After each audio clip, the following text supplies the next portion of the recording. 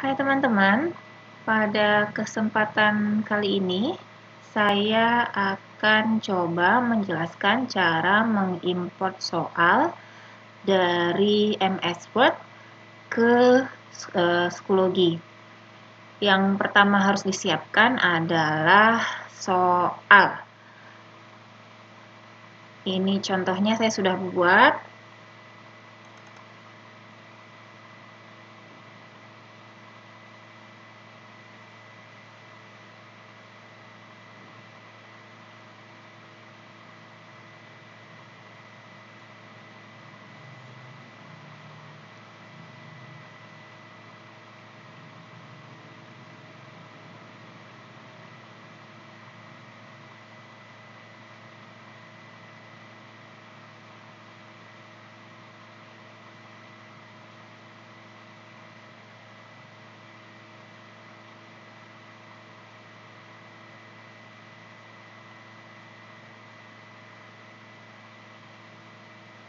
Ya, format soalnya ini harus pas ya.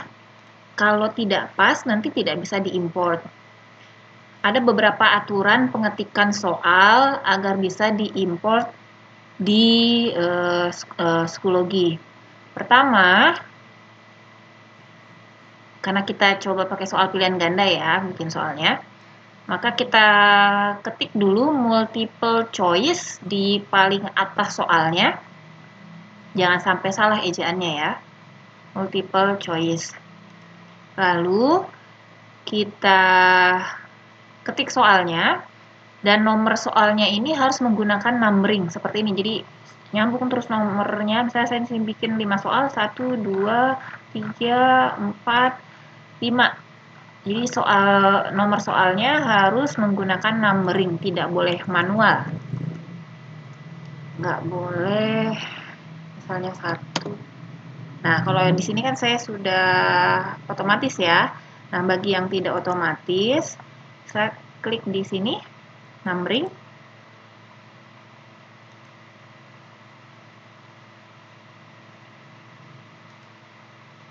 Nah, ya, ini soalnya kita bikin misalnya 5 soal, seperti itu.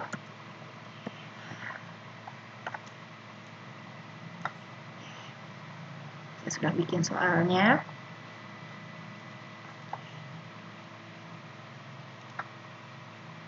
Nah, kalau sudah kita buat soalnya seperti ini, optionnya juga harus menggunakan numbering. Equation matematikanya juga harus menggunakan equation editor, jangan manual. Nah, ini semua menggunakan equation editor.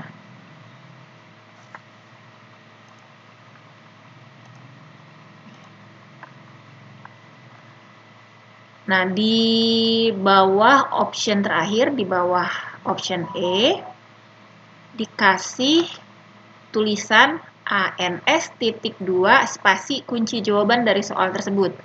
ANS ini singkatan dari answer atau jawaban. Ini penting ya, jangan sampai tidak. Jadi ANS.2 spasi jawabannya. Jangan sampai salah. Jadi di sini harus ada spasi. Ada spasinya. Tidak boleh rapat, spasinya juga cuma 1. Setelah ANS.2 jawaban, maka untuk soal berikutnya ini harus dikasih spasi 1. Tidak boleh rapat seperti ini, nanti soalnya terbacanya digabung. Jadi harus ada spasinya. Nah, kurang lebih seperti itu aturannya. Harus ada multiple choice, penomoran soal menggunakan numbering, begitu juga penomoran option. Kalau di matematika menggunakan equation editor, seperti biasa kalau kita ketik soal, jangan manual. Lalu ada tulisan ANS.2 kunci jawaban, ini wajib. Lalu ada spasi antara soal yang satu dengan soal berikutnya.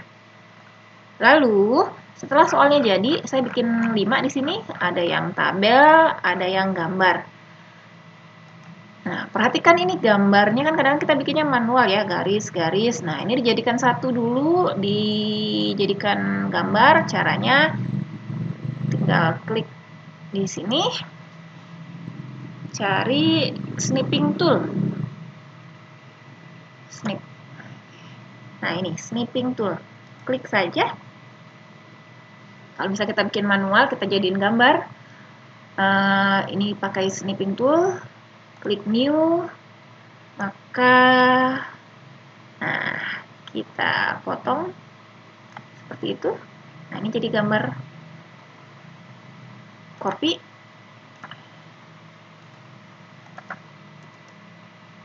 Nah, paste. Paste. Itu gambar yang baru. Nah, gambar ini harus bentuk gambar ya, jangan kita bikin manual ini pakai garis, nanti begitu dipindah ke exam view dia akan mencar-mencar garisnya. Kita jadiin satu dulu, di crop menggunakan snipping tool. Kalau tabel juga nggak ada masalah, tapi kalau gambar baiknya kita jadikan menggunakan snipping tool tadi. Kalau sudah selesai soalnya, filenya ditutup, harus ditutup. Maaf, lupa. Kalau soalnya sudah selesai, kita simpan filenya, save as. Baiknya nyimpannya di desktop saja dulu. Di sini saya bikin folder belajar psikologi. Ini nama filenya. Filenya disimpan dalam bentuk RTF atau Rich Text Format. Harus ya, kalau bentuknya doc nanti dia nggak bisa diimport. Bentuk yang bisa diimport itu harus Rich Text Format atau RTF. Kalau sudah, klik Save.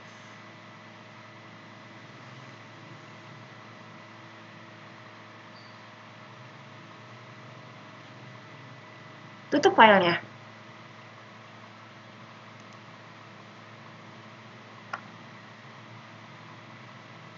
Nah, di desktop saya tadi yang folder belajar psikologi, jadi sudah ada 2 soal ya. Ini yang dia tadi extensionnya doc, yang ini nih doc, yang ini yang RTF. Nah, yang doc ini nggak kita pakai lagi. Yang kita pakai adalah yang RTF. Langkah pertama membuat soal selesai. Langkah berikutnya yaitu kita ubah soal yang RTF tadi ke bentuk BNK atau bank soal menggunakan bantuan aplikasi Exam View Assessment ini. Saya sudah share di grup, tinggal diinstal, kita coba ya.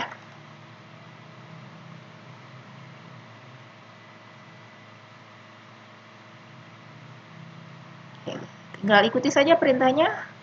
Next, next, next, install.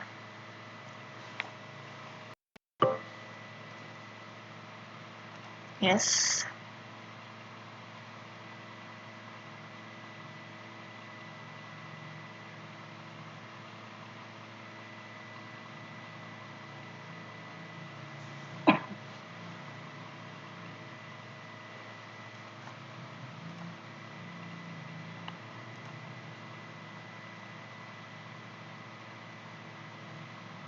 Oke, kalau sudah, klik finish. Maka nanti di desktop akan muncul seperti ini, Exam View Test Manager, Exam View Test Player, dan Exam View Test Generator. Tapi bukan itu yang akan kita pakai. Yang kita pakai itu Exam View Import. Nah, cara mengeluarkannya itu sebentar ya. Kita buka File Explorer. Kita buka File Explorer. Ke Sistem, C. Klik Program Files yang x86 itu. Cari folder Instruction. Folder Exam View. Lalu ada ini ada F import. exam view import. Ini klik kanan di sini. Pilih yang pin to text bar. Nah, akan muncul di text bar icon seperti ini. Kalau sudah, klik ikonnya.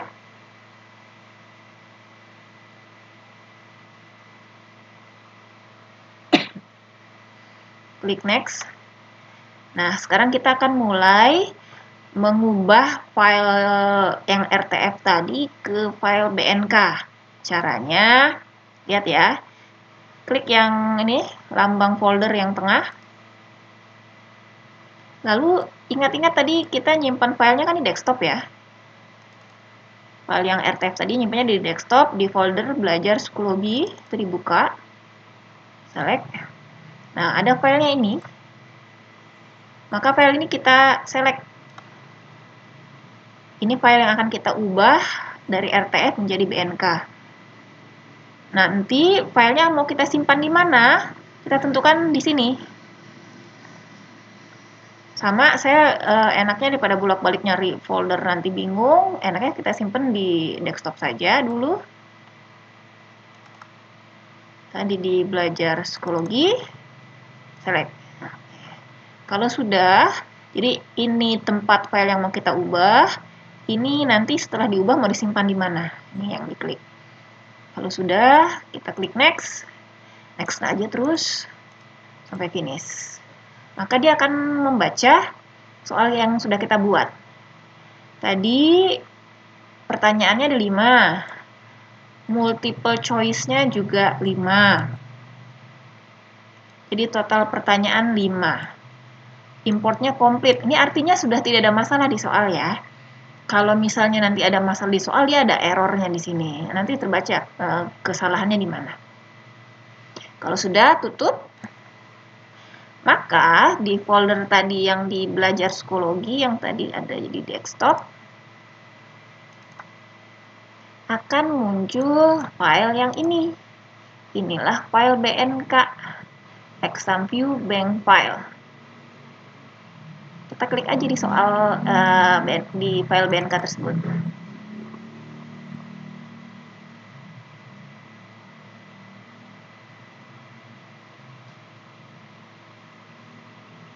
Nah, muncul kan ya?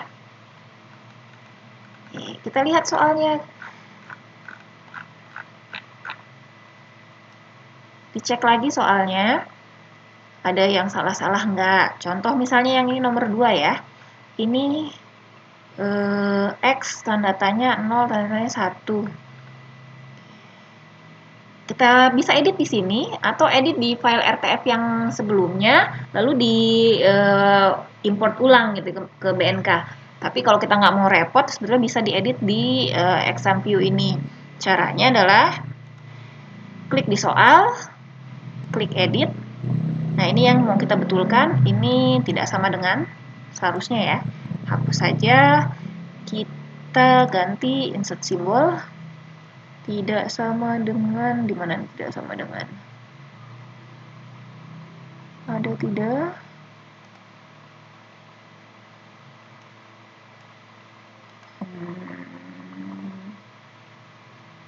Kalau tidak ada, kita pakai equation juga bisa. Equation. Nah, yang ini ya. Nah, not equal to. Nah, akan muncul seperti itu. X tidak sama dengan 1. Nah, ke bawahnya kan sama nih. Kita copy juga bisa.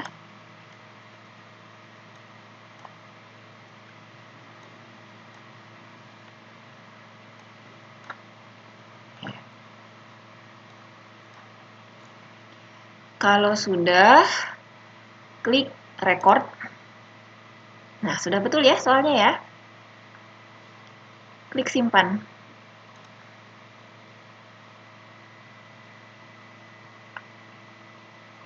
Kita lihat di sini. Nomor 1, ANSB itu maksudnya kunci jawabannya B, ini juga nilainya 1. Dan seterusnya. Oke.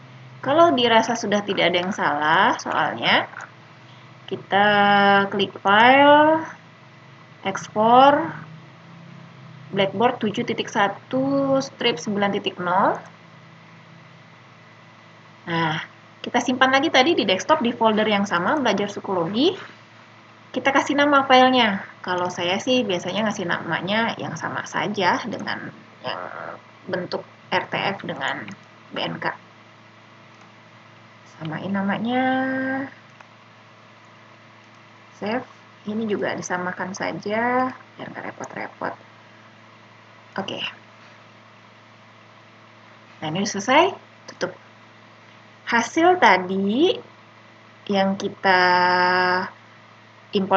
ekspor ke Blackboard itu hasilnya seperti ini. File bentuk WinRAR, zip, arsip, apa ini bacanya.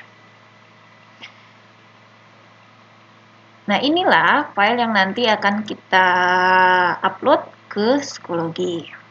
Langkah 2 selesai.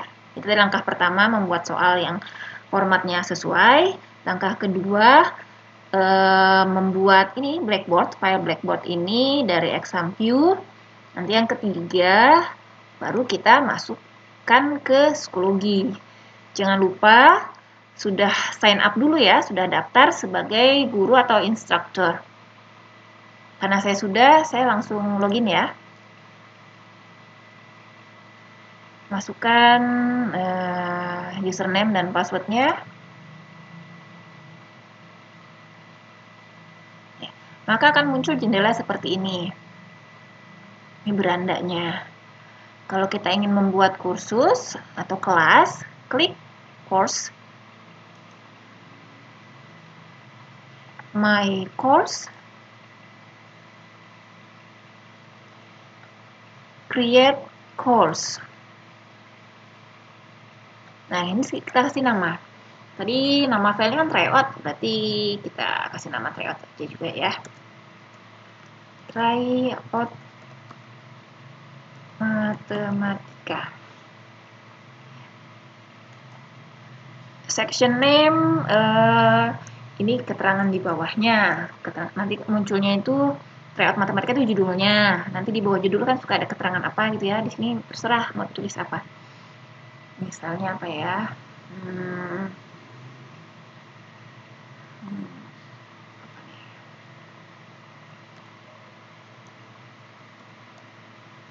Kelas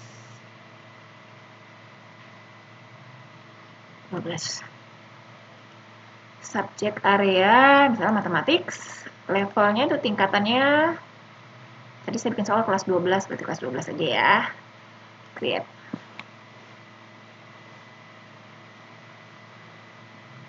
Nah, akan muncul seperti ini. Nah, kalau kita klik lagi di kursus, tryout, tadi mana? Nah, seperti ini. Tryout matematika kelas 12, 913 Kabupaten Tangerang. Klik.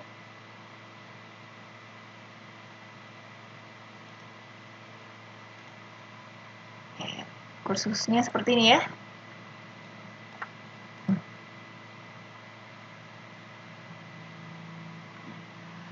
Sekarang tinggal kita masukkan soalnya. Klik add materials yang ini. Add test atau quiz.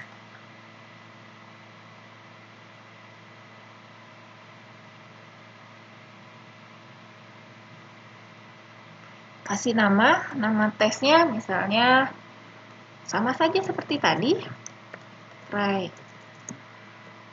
Tryout matematika. Nah, due date ini maksudnya kapan tes ini akan dilaksanakan. Tidak diisi juga tidak apa-apa. PTS ini skornya.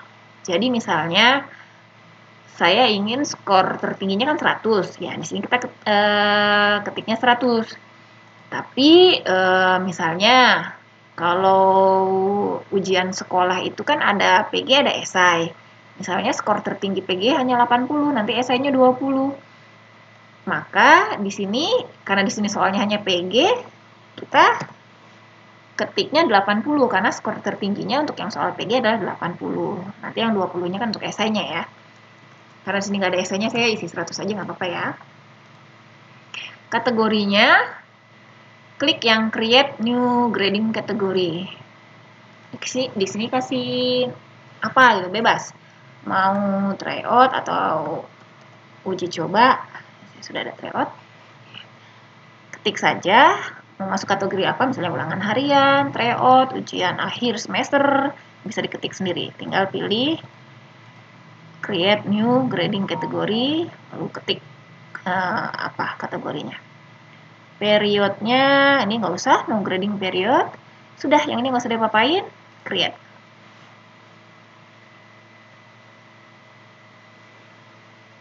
Kalau sudah seperti ini, klik add question,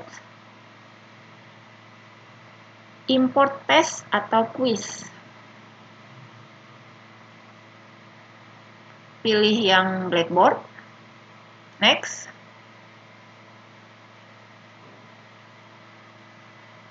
Klik yang ini nih, file. Pilih tadi file yang Blackboard-nya ada di mana? Di folder belajar psikologi ya, yang ini, yang bentuknya WinRAR. Klik open, kita tunggu upload. Oke, kalau sudah komplit, klik import.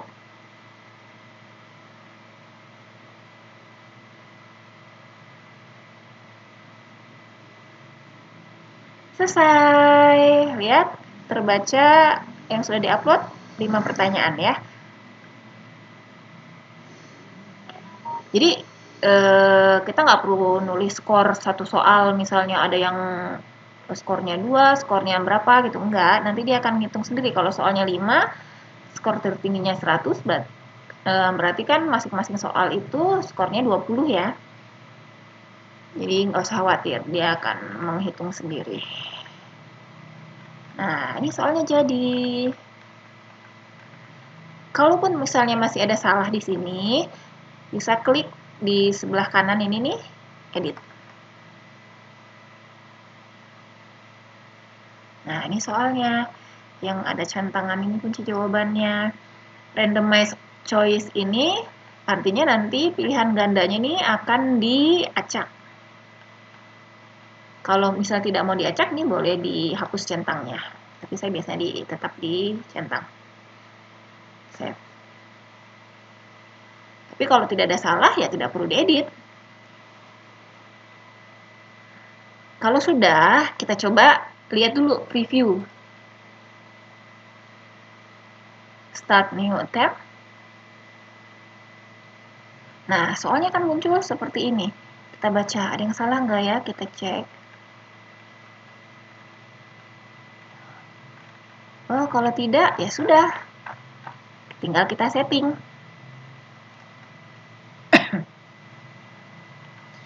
Submission. Ini kan masih disable, artinya belum bisa dikerjakan oleh siswa. Kalau enable, berarti soal ini bisa dikerjakan. Tapi kalau misalnya kita ingin masih lama ujiannya mau dimulai, tapi kita settingnya dari sekarang, itu juga bisa. Bisa kita klik enable from titik-titik until titik-titik. Misalnya, saya mau ujiannya tanggal 11 Mei 2020.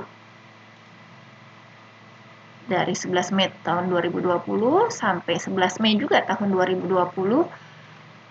Jam ujiannya jam berapa? Misalnya jam 8 pagi. Selesainya jam berapa? Jam 10 misalnya. Oke. Di sini pakai EMPM ya. Ini bisa kita atur. Lalu ada time limit. Berapa lama waktu untuk pengerjaan soal? Misalnya ingin dikasih batas waktu, tinggal kita pilih yang yes. Berapa menit? Misalnya 60 menit. Attempt limit, berapa kali siswa dapat mengerjakan soal tersebut. Apakah 1 kali, 2 kali, 3 kali, atau berapa, terserah. Saya pilih 1 kali saja. Randomize order, apakah soal ini akan random atau tidak?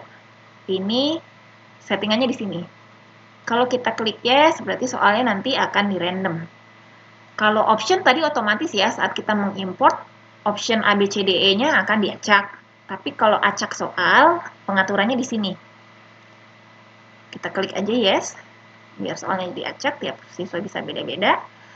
Lalu pagingnya menggunakan page break, artinya semua soal langsung muncul sekaligus, atau satu-satu, one question per page. Saya biasanya one question per page yang dipilih. Language keyboard ini nggak usah. Question review, jadi kalau question review itu siswa setelah selesai mengerjakan semua soal, maka nanti di akhir semua soal akan muncul berikut jawaban yang dia pilih. Jadi nanti kalau misalnya dia masih ingin mengubah jawaban bisa. Kalau kita di sini memilih yes pada question review. Tapi kalau misalnya no, nanti soalnya itu hanya bisa, misalnya soal nomor 1 sudah selesai kita isi jawabannya, munculnya tombolnya cuma next. Soal nomor 2 kita kerjakan, kita isi, maka tombol yang muncul di bawahnya cuma next, nggak bisa back gitu ya. Dan di akhir setelah kita mengerjakan semua soal juga jawaban nggak bisa kita ubah lagi. Kalau saya biasanya kalau di sekolah ini masih kalau siswanya mengerjakan soal di kelas ada pengawasnya, question review saya pilih yes. Tapi kalau misalnya sayanya di rumah, siswanya di rumah, maka ini saya biasanya pilihnya no. Karena saya kan nggak bisa ngawasin. Kalau nanti semua soalnya muncul sekaligus, dia bisa nyari jawaban nanti. Karena dia udah tahu semua soalnya, bisa nyontek dulu gitu ya. Jadi biasanya saya no kalau siswanya ngerjain di rumah tanpa pengawas. Kalau resumable ini, soal bisa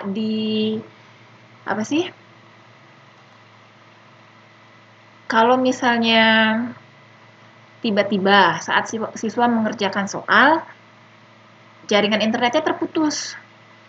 Kalau kita klik no di resumable ini, maka otomatis siswa keluar dari tes.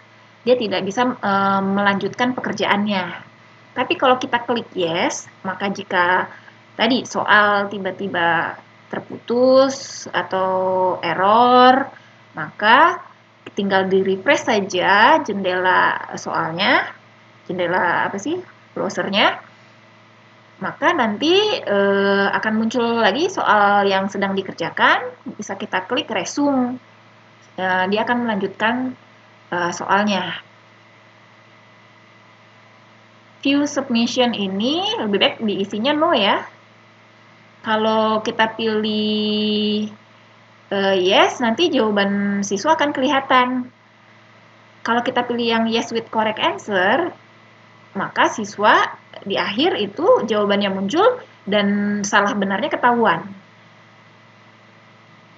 Ya, terserah. Kalau saya biasanya no. Kalau sudah kita setting, klik save. Sudah selesai. Seperti itu. Nanti nah, seperti ini soalnya. Pekerjaan guru selesai sampai sini. Nah, bagaimana soal ini bisa sampai ke siswa? Caranya adalah kita memberikan akses code yang ada di sini nih, di sebelah kiri. Akses code-nya ke siswa. Jadi, saya copy dulu akses code-nya.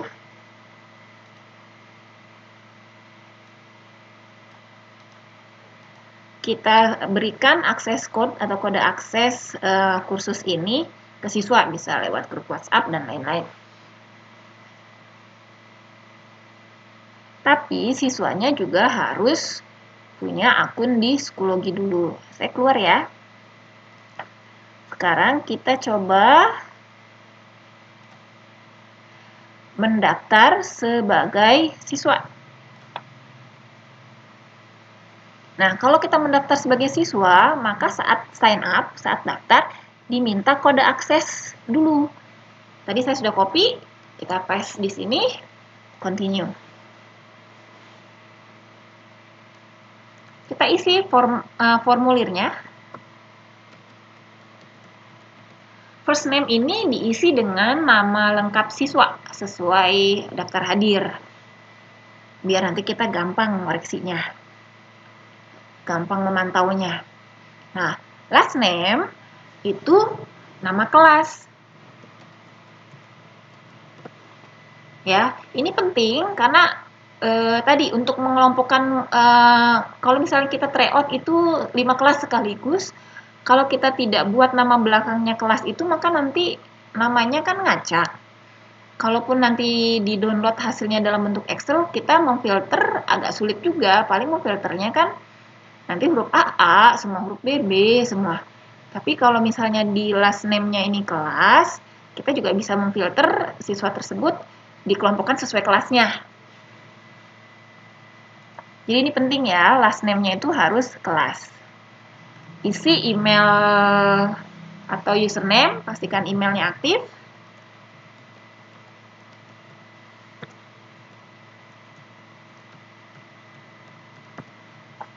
Password, biar gampang, password siswa samakan saja.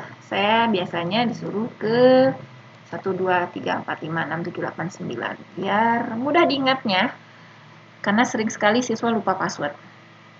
Confirm password juga sama. Tinggal ulang lagi. Birthday-nya diisi.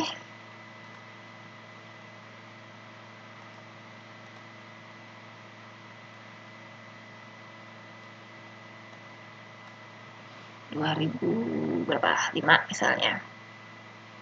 Klik by clicking register. Klik register. Nah, nanti pada jendela siswa akan muncul seperti ini. Nah, kita klik kursus, akan muncul tadi kursus yang sudah gurunya buat. Klik saja di kursusnya. Nah, muncul seperti ini ya.